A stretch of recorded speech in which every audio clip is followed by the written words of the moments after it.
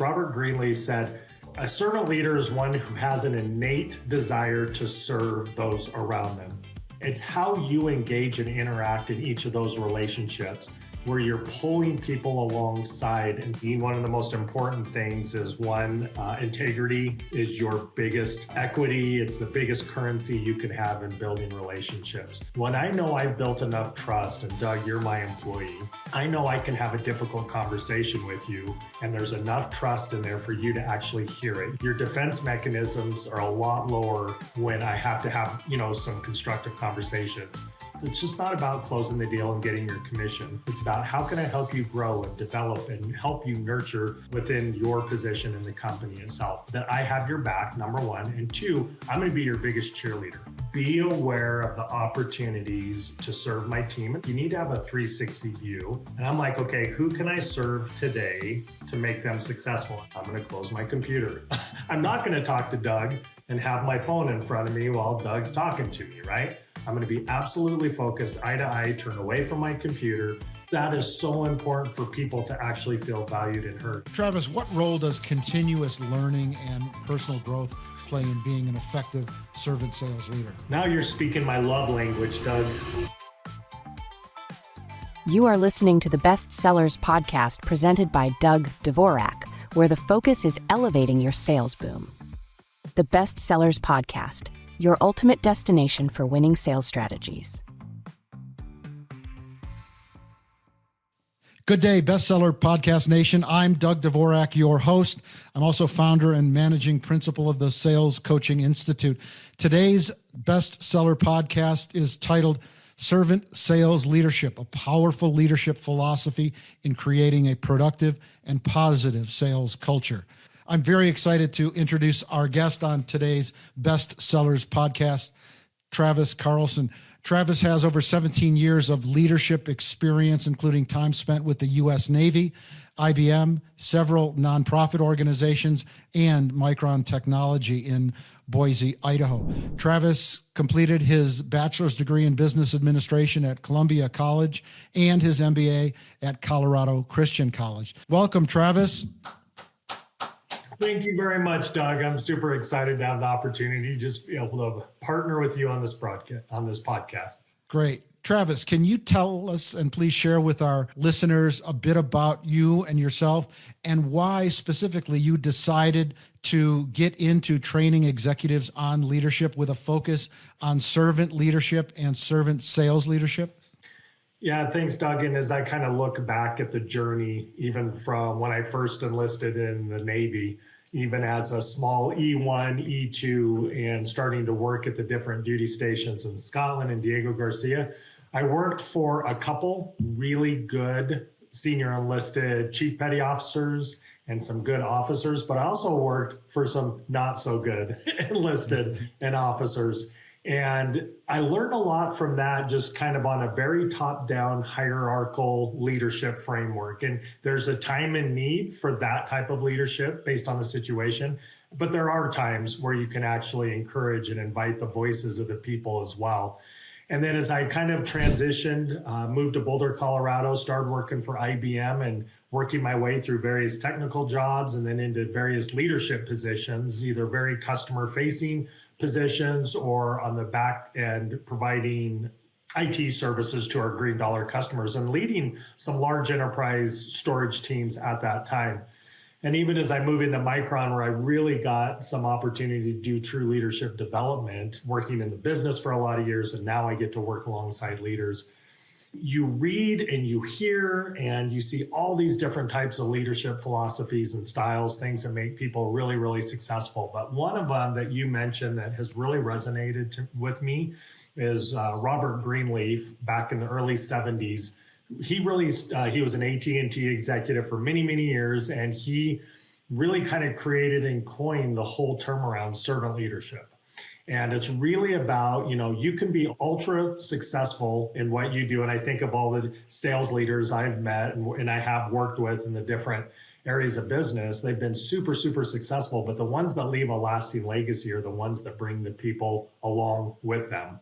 So as I've worked in IT and now in semiconductor and HR and different organizations, The inspirational leaders that really draw and attract me, and really I will do anything in the world for them to be able to achieve our strategies and our vision and our mission, are those that are intentional and actually care about the people around them and that will bring them along in the journey. So that's kind of at a high level, both military, both in for-profit, in nonprofit. I've had an opportunity to live in Scotland for a couple of years, in China for a couple of years, and just seeing different ways people lead is absolutely fascinating to me. Yeah, very interesting.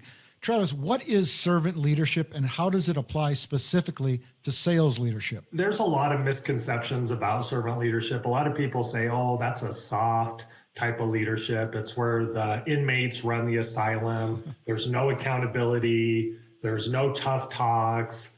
It's not that. It's not that. What it is really is, though, having a focus. Robert Greenleaf said, a servant leader is one who has an innate desire to serve those around them.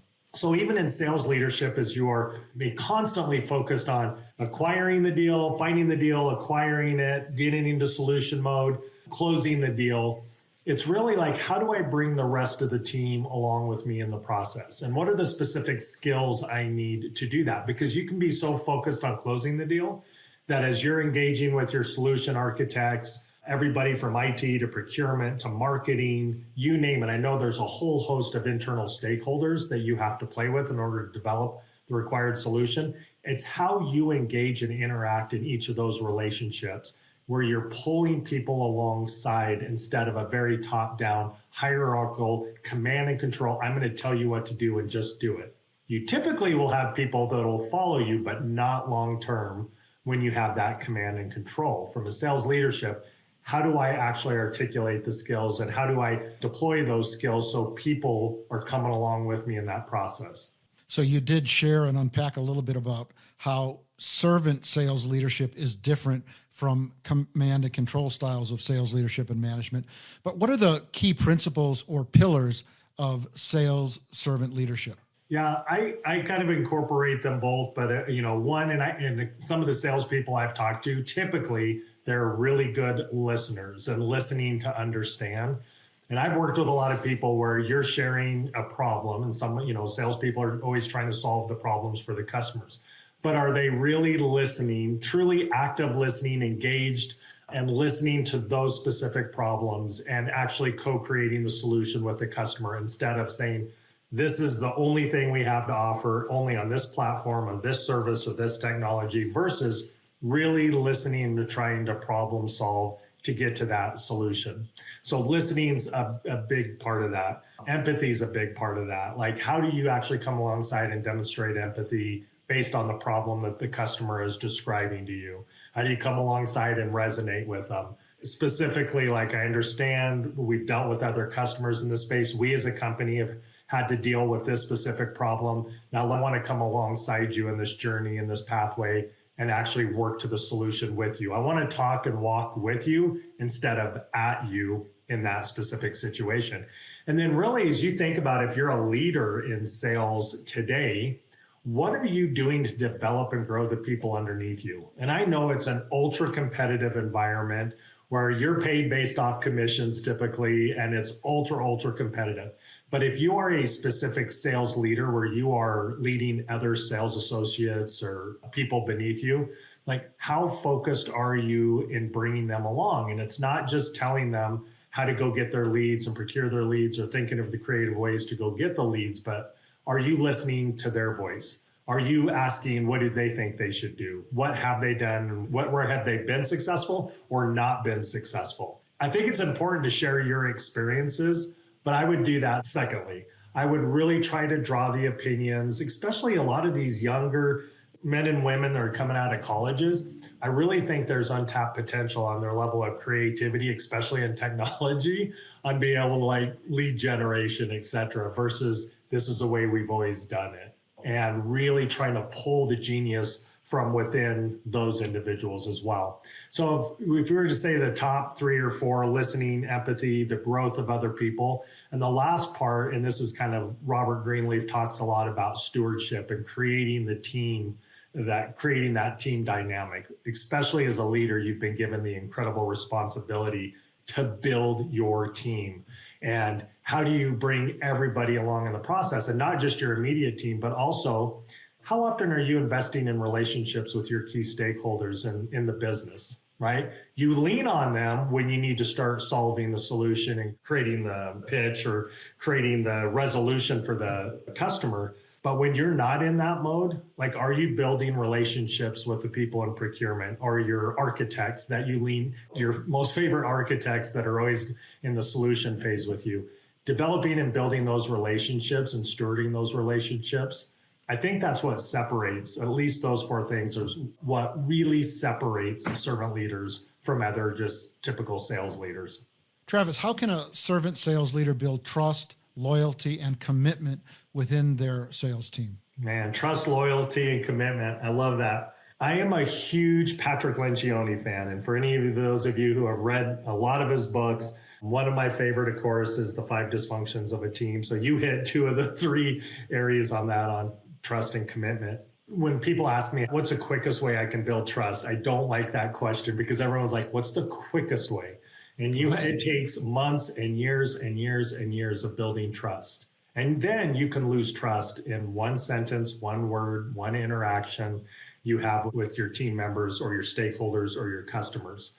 For me, one of the most important things is integrity is your biggest equity. It's the biggest currency you can have in building relationships. Do I follow through on the things I'm going to do for you? So as you're leading a team and an organization, if your team has to ask you 2 or 3 times for the exact same thing over and over and over again, you're not demonstrating great integrity. The follow through, no matter what you have to do, and even if you don't have an answer, I would always come back and say, you know what, Doug, I know last week you asked me for this customer list or a reference or something. I'm still looking for it. I'm going to get back to you. But going silent is the biggest complaint I've heard around most leaders when people are asking for help or assistance or guidance and a leader not following back. So I think that building trust is just so important. There's so many little things you can do in building trust, like little tokens of appreciation, during the whole life cycle of a sales, tokens of appreciation, or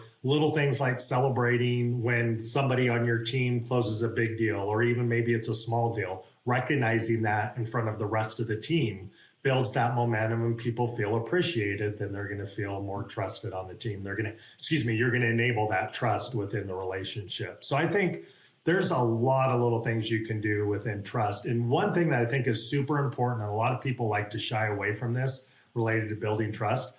Again, a lot of people think servant leadership is soft leadership, and it's not. When I know I've built enough trust, and Doug, you're my employee, I know I can have a difficult conversation with you, and there's enough trust in there for you to actually hear it. I'm not coming across and attacking you. Your defense mechanisms are a lot lower when I have to have, some constructive conversations. Doug, you haven't met your sales quota this quarter. Can I understand why? We're not hitting our numbers. Can you help me, understand why we didn't close that deal? What are the lessons learned that we can work together and build on in the future? Usually those conversations go a lot different. It's like, what's wrong with you, Doug? Why didn't you close the deal? Why aren't you hitting your numbers? And I can go on attack mode, but just rephrasing some of that a little bit, it lowers the threat level. And again, if I follow through on the things I said I was going to do, if I show up every day and I treat you well and we have a good relationships, your threat level and your ability to receive and hear is going to be so much better. And then that is what's going to generate loyalty. So you asked about the second one. When you see that repeated behavior, you are going to be more loyal in the long run, and you're not going to be looking for other jobs as soon as I'm done having that conversation with you. You're not going to be on LinkedIn saying, I'm available. I also think in order to kind of create that loyalty, that is over those skills, behaviors over a long period of time. And if your best interests are one of my top priorities, so when I talk to you about career development, career growth, where do you want to go in the company? And I actually help get you there, that's going to create more loyalty in the process. It's just not about closing the deal and getting your commission. It's about how can I help you grow and develop and help you nurture within your position in the company itself, that I have your back, number one. And two, I'm going to be your biggest cheerleader. I'm going to be your biggest ambassador.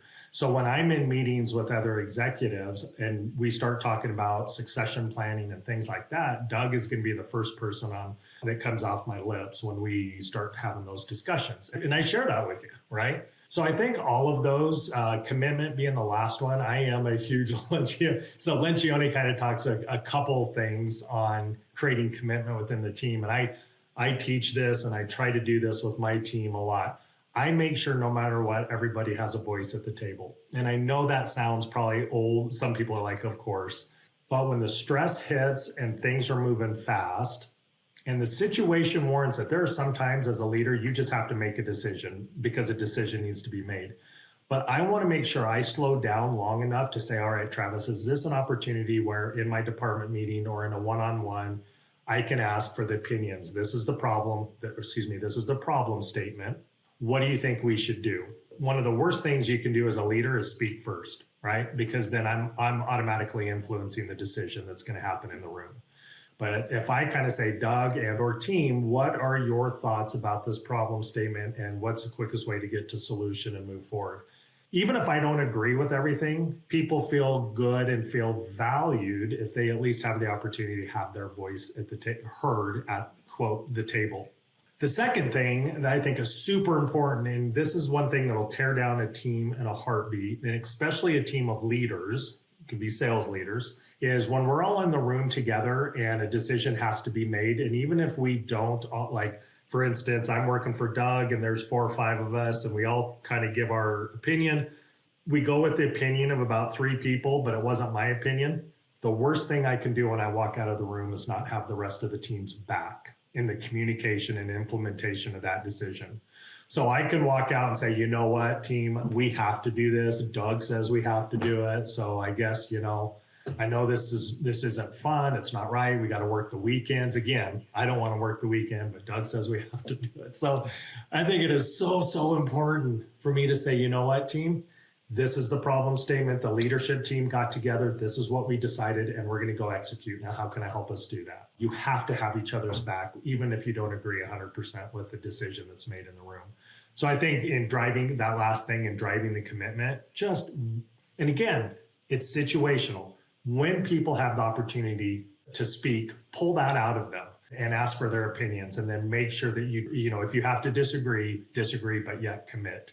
And your team, I've seen this manifest in other areas of the organization. You create silos by doing that. You create silos saying, hey, Travis is more empathetic with us because he understands. And really, I'm not displaying good leadership, right? And then I put my team against Doug because Doug's the hard guy to work with now. He's making us execute on this strategy. So I would say, when we talk about trust, when we talk about loyalty and commitment, those are at least some tangible examples that sales leaders and leaders in general can execute on, and I think be successful if they can drive that down into their organization. Great. Sorry, that was super long-winded, Doug. I apologize. No worries. That was great. Travis, how can servant sales leadership drive better sales performance and results? For me, just a couple things. One, listening to the customer, but listening to your team in the process, and then over communicating those results.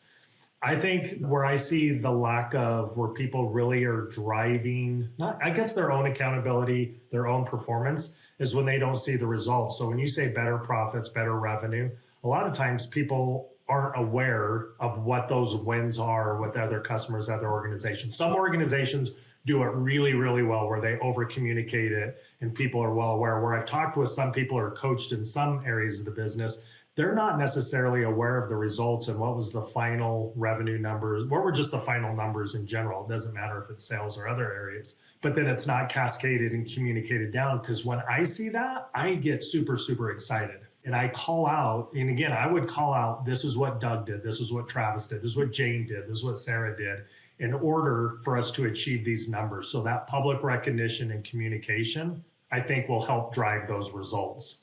Travis, how does a servant sales leader balance serving their team with also driving accountability and meeting sales targets? Yeah, this might tie back a little bit into what I was saying.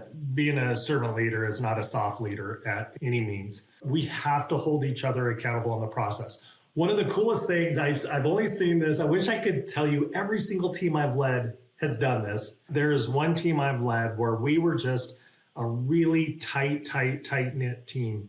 and we had each other's backs. There was a very high level of trust. There were very, very clear goals. There were very clear rules of engagement and expectations. And when anybody fell out of alignment with those rules of engagement or was doing something that was contradictory or maybe just a lack of focus against our goals, it wasn't always me holding them accountable. It was the team members holding themselves accountable. I can't even tell you how big a smile I had on my face because I worked in an open kind of bullpen at that time when I was with IBM. When I could overhear somebody calling out another peer, either if it was a behavior or, hey, that's way outside of the scope of our current 4 or 5 goals that we've talked about, that made me so happy because I'm like, it's awesome. I don't have to have a conversation and the team is self-regulating itself. But again, it was crystal clear goals, what exactly they were held accountable to. And then the team actually created their own rules of engagement, how they were going to treat each other in the process. So it's kind of like some people call it your team norms, again, rules of engagement or whatever. From a leader to a individual contributor standpoint, again, if you built the trust, if you built that loyalty, everybody's fully committed. And I'll be honest, for many, many years, I was conflict avoidant. I grew up in a very I won't go there. I was just very conflict avoidant. I'll put it that way. Growing up and kind of learned a little bit in the military, but I learned a lot about conflict when I got married, like every married person in the world. And then when I became a leader at IBM, and I really learned how to hit conflict head on. And it had some really good tips and tricks. But when I can engage in a discussion, and it is so much easier when people assume good intent in me and I'm assuming good intent in them. And I just have a very non-emotional discussion, again, saying, Doug, either we're not hitting the numbers we thought we would hit this month.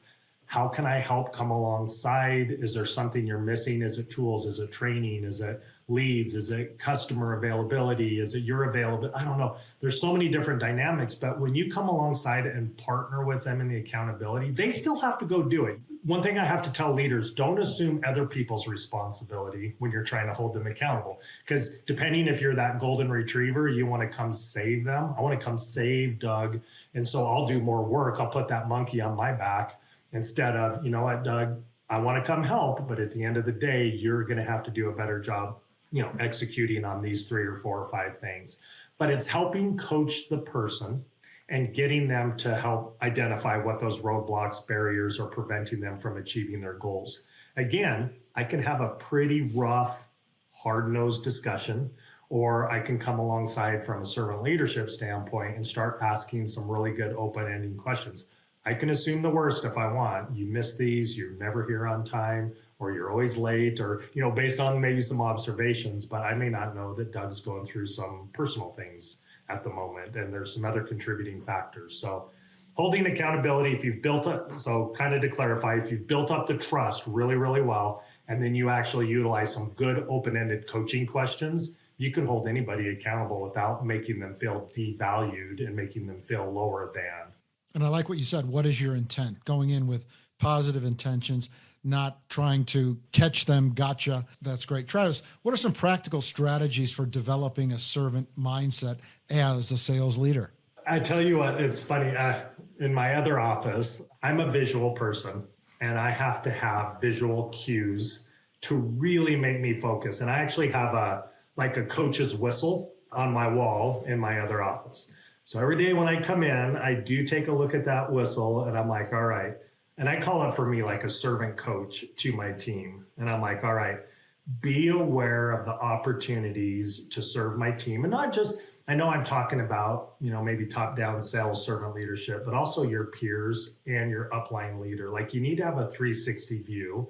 And I'm like, okay, who can I serve today to make them successful? And when I look at my own team, if you think about it, if I'm serving my team to be successful, I'm going to be successful as a byproduct of it. So it's not that I'm giving up anything of myself or refocusing on things I need to do. It's like, all right. And again, it's not that I spend 99% of my day doing this, right? You can't do that. So simple strategies. When you come in the day, you're going to have a department meeting. You're going to have some one-on-ones with your team. You have some stakeholder meetings that you need to attend. One, research what some of those servant leadership principles that I told you about, listening, empathy, stewardship, looking for the growth of other people? And then what are just one or two things I can do to be a better listener? If Doug comes in today, okay, I'm going to close my computer. I'm not going to talk to Doug and have my phone in front of me while Doug's talking to me, right? I'm going to be absolutely focused, eye to eye, turn away from my computer. I know that sounds silly, but that is so important for people to actually feel valued and heard. I can't tell you how many conversations I have with people that in technology that hold on to this and they're looking at this while they're having a conversation. I'm like, I might as well just walk out the door. And again, where's the opportunity for you to listen to your team members, ask their opinion? That is so simple, but usually in the sales area, very smart, very talented, very intelligent people are head of sales organizations, like some of the brightest people I've ever met. And they are constantly in solution mode. Just bam, bam. They are so I'm fascinated by the brain of a very senior sales executive because just brilliance at its best. But I like to ask the question, are the people underneath you growing in the process? You are super successful, but are you building the next you in the process? So again, one of the other things is that growth and opportunity, look for the opportunity to have a growth or a development discussion, especially with the people underneath you. So just really slowing down and listening and asking those questions, developing the people underneath you. I think if you could do those three things right off the bat, there's success. One more thing, and it's funny, I remember when I first started learning about servant leadership, and I was reading it and I was taking notes and then I was trying to apply it at work. People actually asked me, they're like, something's different about you. Like, what's wrong with you? Almost asking me what's wrong with you? You've never asked me these questions before and we've never gone down this road before. And I literally had to say, listen, I'm trying something new. I learned about a new concept in servant leadership. I'm asking new questions. I'm just trying to do things differently than the way I've done them in the past. And I know that sounds super elementary, but when you give context a little bit to your team of what you're doing, they're like, okay, he hasn't lost his mind. He's okay. But I think it's super important, as I talk about servant leadership, the more I talk about it, the more it gains momentum. And I want people to really have that mindset, especially those sales leaders. It's a cutthroat environment in sales, but the more you can build up that army of people around you, to me, that's what's exciting. You're bringing them along instead of, I always say you're walking along with them and you're not walking on top of them, right? So I love it. So Travis, can you share any examples or case studies of companies that have embraced servant sales leadership successfully? As I was doing a little bit of research, not the CEO of theirs anymore, but Southwest Airlines had a huge focus on servant leadership for a lot of years. Really on investing in the employees, ensuring that they said if the employees are going to be happy, the customers are going to be happy. And they really, really focused on that. And they saw immense growth within that specific period of time. Travis, how can a sales organization create a culture that supports and reinforces servant sales leadership principles? Two things. One, if you're really bought in, number one, as I've tried to look at how to infuse other leadership frameworks and models, unless it's adopted by the top level of leadership, it's not going to happen. You can try to go bottoms up, not going to happen. I would say getting buy off on senior leadership, and they got to be crystal clear on what it is and what it looks like, not just some banners on the wall or some, balloons and, I've seen prints and things like that, but how those behaviors are crystal clear and manifested on day to day. So it can be incorporated into the organization's values, can be incorporated into the organization's vision, mission, somehow, some way, but more values is where those are typically lived out. And then are you measured on them at all throughout the year? So if you have a core list of values on serving other people, caring for other people, investing in the future lives of your team or your community and organization, having those crystal clearly defined, have them reinforced by senior leadership, over communicated through internal communications, through all hands meetings. But the third thing that I think is most important is celebrating. I love it when we have our all hands calls and they really call out people that went way above and beyond the call of duty to be able to close, if it was closing a deal or a huge contract, or not just that they closed it, but how they actually did it. They pulled in all the architects, they pulled in all the solutions people, the marketing, the people from all the different teams and organizations. and how they did that. And that's what reinforces the behavior. So when other people see that, they're okay, that's what being a servant leader looks like. So then it creates the tidal wave and the momentum for people to catch it and want to move forward. But I would say this is kind of one of those leadership skills and capabilities.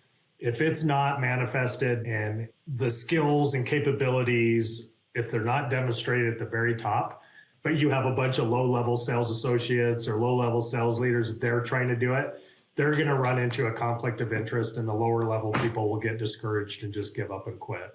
Travis, what role does continuous learning and personal growth play in being an effective servant sales leader? Now you're speaking my love language, Doug, about the growth mindset.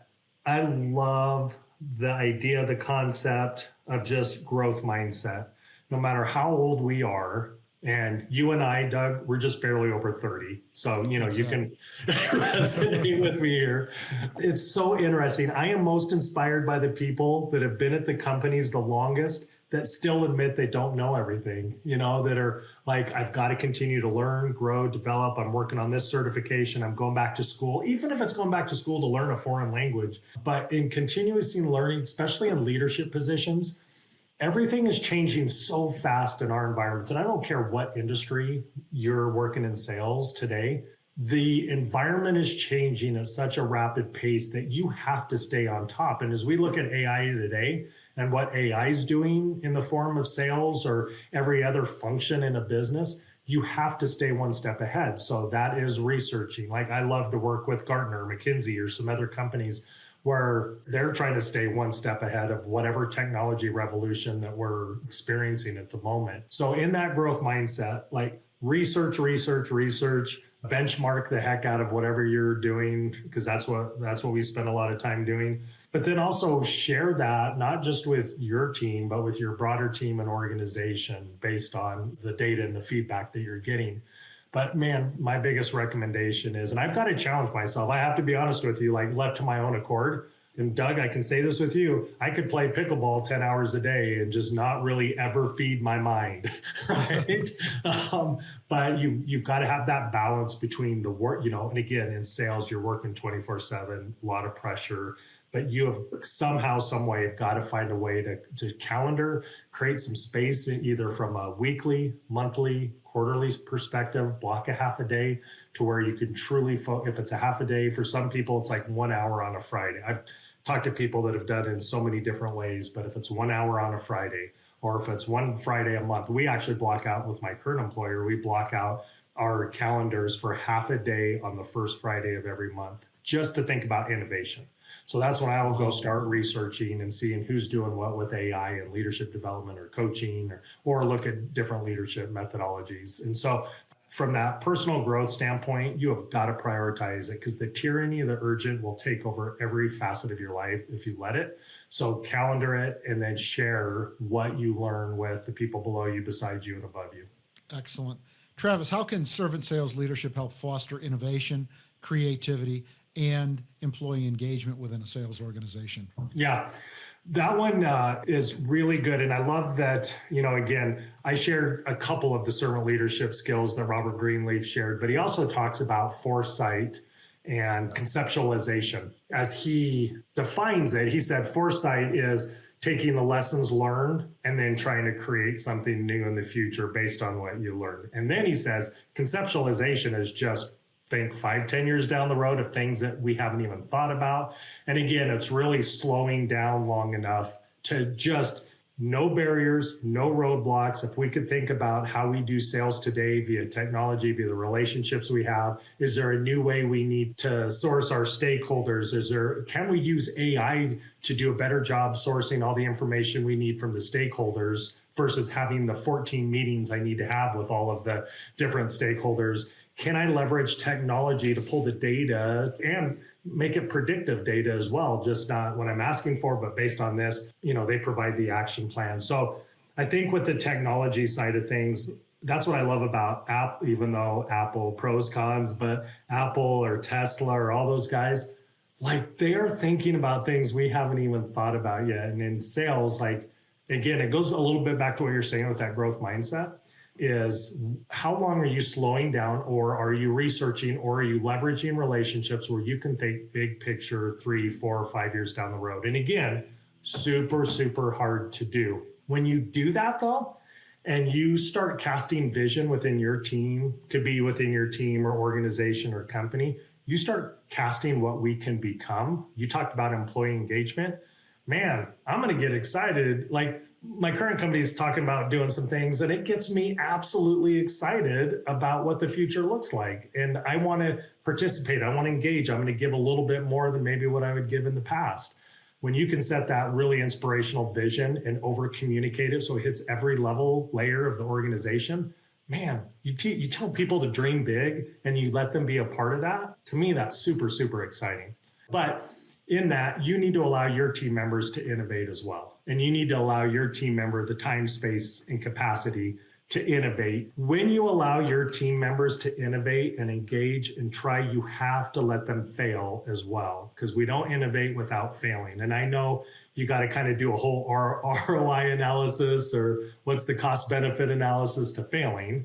Where the opportunity presents itself, allow your team to try new things in order to achieve that high level vision mission. Because if they are not in a safe place, if they fail and then they get reprimanded, they get publicly humiliated, or they don't get recognized for what they do well, you're going to shrink the level of innovation and the speed of rate to where you want to go. So I just want to encourage, as you create that space and time and capacity as a sales leader to go dream big, make sure you offer the same thing to your team members. And when they try new things, and this is going to sound counterintuitive, celebrate those failures in the process. Like, hey, and I appreciate when people make mistakes for the sake of innovation, right? Mm-hmm. There, we have, you in sales, you have very specific process, procedures, protocols, rules of engagement that if people just make mistakes, that's a performance issue where it's just, you know what you're held accountable to. But if you can innovate, create the space for people to innovate and then celebrate failures, but really, really celebrate the successes as well. That's awesome advice. Travis, what advice would you give a sales leader looking to transition from a more traditional management style, perhaps command and control, to a servant sales leadership approach? Research it, read as much. There is so much stuff out there on servant leadership. If you just go to Amazon and type in servant leadership, you're going to find more than you can handle. I would recommend reading Robert Greenleaf's, any of his stuff. Ken Blanchard has a lot of really good stuff on servant leadership. He has a book called Servant Leader in Action, if you want to go look at that. That I love because it's got, I think it's 25 or 50 small stories where people have implemented servant leadership in their companies and organizations. So it's not just this theoretical stuff. It's really nuts and bolts of what it looks like in an organization. But I would say research it. And then I would also say start small. Don't, there's the kind of 10 core capabilities and skills. Don't show up on Monday saying, okay, I'm going to try all 10. Like, just take one and start listening better, or start having really good growth or career development conversations. Just start small, but also let people know what you're doing. Like, again, don't try to make it a secret. Don't try to hide it. Learn as much as you can. Share with your team and organization what servant leadership is. Share what it's not. And then really start, when I say enabling or deploying those skills, but start small, go slow. Again, servant leadership, and then as you build trust, it takes a very, very long time for people to see it, see your actions, see your intent behind your actions. And then they'll see that integrity starting to manifest itself. And it's like, okay, something's a little different about Doug over these last 2 or 3 months. I'm liking this servant leadership thing he's talking about. So, yeah. Excellent. Travis, and what one big idea would you like our listeners to walk away with today after they watch and listen to this podcast on sales servant leadership? Especially depending on where you're at as a sales and servant leader in your company, every single day you have the ability to inspire and impact those around you. Every single day you have that opportunity. Dr. Clark with Leader Factor says every day we can be a culture architect. We have the ability to architect the culture around us and to impact the people around us. We are so focused on closing the deal or getting to that next thing that we forget we have the ability to inspire and motivate and encourage and develop and grow and really bring people along in the process, because we're so focused on that end goal. We forget the people, like I said before, we forget the people that we're walking over instead of walking with. So if I could say the one thing, just remember you have the ability to influence a lot of people in your organization in a very positive manner that's going to bring them along in the process with you. That's excellent advice. I'm inspired. I can really gauge your level of passion and commitment to working with individuals, leaders, executives, and organization on servant leadership. Travis, if our listeners want to get a hold of you, please share with them how they can get a hold of you, because I know you do some coaching and training on servant sales leadership and servant leadership. How can they get a hold of you? Yeah, I apologize. I know in marketing, the marketing people are going to yell at me because it's way too long, but servant leadership revolution at gmail.com, servant leadership revolution at gmail.com. Great. Well, our guest has been Travis Carlson. I'm inspired. I've learned a lot, Travis. I'm Doug Dvorak, your host for the Best Seller Podcast.